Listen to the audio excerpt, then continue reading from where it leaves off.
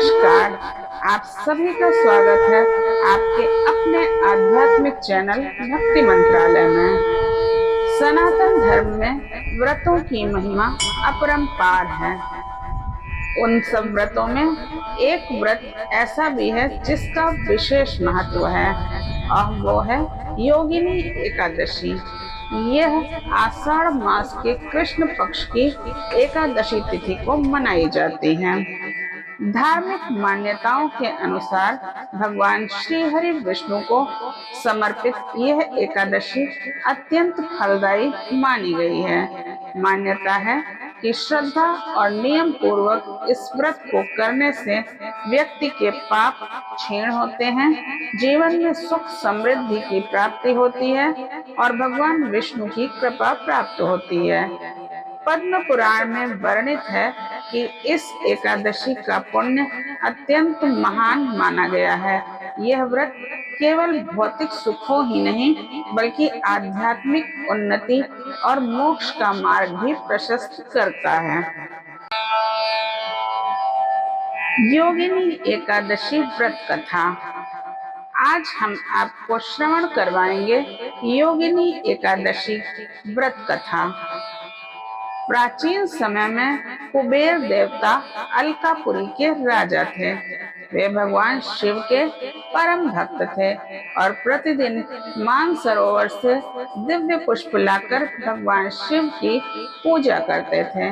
उनके पास हेममाली नाम का एक यक्ष था जिसका कार्य प्रतिदिन समय पर पुष्प लाना था।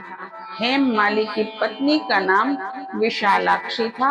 वह अपनी पत्नी से अत्यंत प्रेम करता था। एक दिन वह पत्नी के प्रेम में इतना मग्न हो गया कि समय पर पुष्प लाना ही भूल गया। उधर भगवान शिव की पूजा का समय निकल रहा था और कुबेर को पुष्प नहीं मिले। उन्होंने कारण जानने के लिए अपने सेवकों को भेजा। जब पता चला कि हेममाली अपनी पत्नी के साथ आनंद में मग्न है और अपने कर्तव्य की उपेक्षा कर रहा है तो कुबेर अत्यंत क्रोधित हो गए।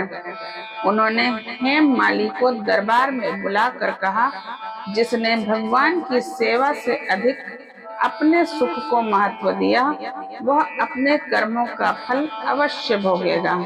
क्रोधित होकर कुबेर ने हेममाली को श्राप दिया कि वह कोढ़ रोग से पीड़ित होकर पृथ्वी पर भटकता रहे।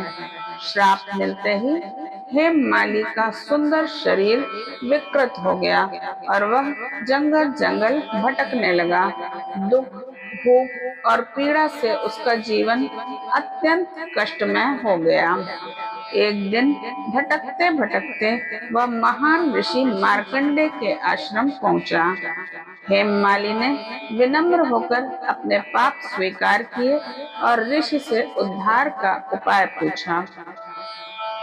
ऋषि मार्कंडे ने करुणा करते हुए कहा, यदि तुम आषाढ़ कृष्ण पक्ष की योगिनी एकादशी का व्रत पूरी श्रद्धा और नियम पूर्वक करोगे तो तुम्हारे सभी पाप नष्ट हो जाएंगे और तुम्हें इस श्राप से मुक्ति मिल जाएगी।